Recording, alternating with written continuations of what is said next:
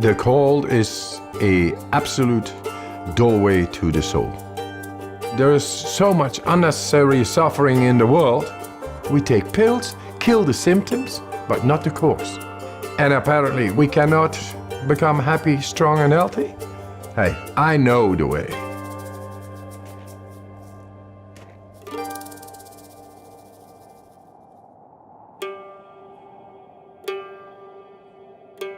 The cold is merciless, righteous. It brings you direct in the depth of yourself. You're not thinking. Your emotions stop. You are just surviving. And it brings you in the purity of the physiology as well as the soul. And you get in a different plane than our conditioning. And that makes you a free man. What's special about Wim is that he kind of has this mind over body control that's pretty phenomenal. When he is exposed to the cold, his body just physically reacts differently from a lot of other people. Right now I'm holding 26 Guinness World Records and all related to extreme cold. My records range from staying in the ice for 1 hour 53 minutes in direct contact with the ice, running fastest half marathon barefoot, climbing Kilimanjaro in record time in shorts, swimming underneath the ice for the longest distance. Wim is a very special person. He has an aura to him that is very positive energy, but what you can see when he begins to breathe, he has the ability to focus his mind and body together in a higher function than most can do. I created a method. The components are breathing, mindset, and cold exposure. Gradual, non-forced cold exposure. And that's to optimize the mind-body connection. Wim has figured out ways, namely through breath work and through exposure to cold, to take conscious control over aspects of his physiology that, for most people, they simply can't tune into and control.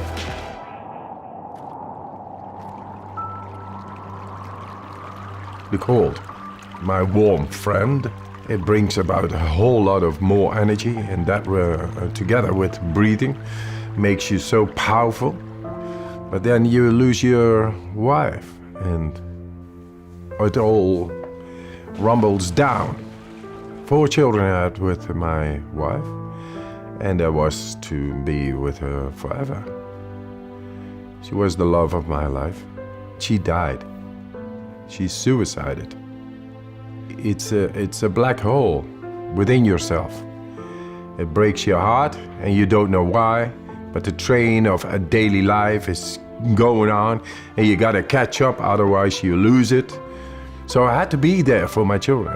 And yes, we created a new nest. My children made me survive in that time, but nature healed my wounds. The cold gave me a direct understanding of deeper breathing and how to heal a broken heart. Then I went and did all kinds of remarkable challenges. Apparently, they found it very remarkable and great and spectacular.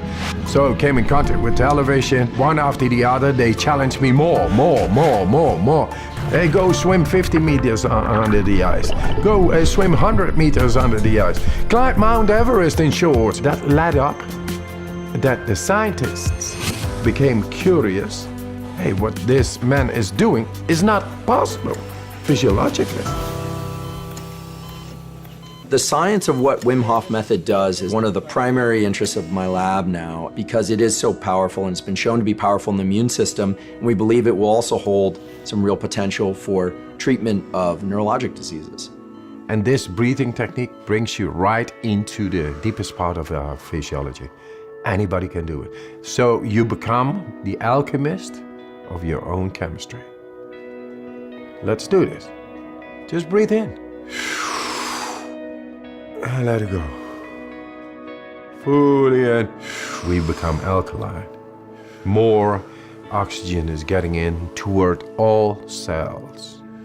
Then the alkalinity makes the chemistry right in our body. Then we are able to take a last inhale after 35 of these breaths. Deeply in, letting go, and you stop.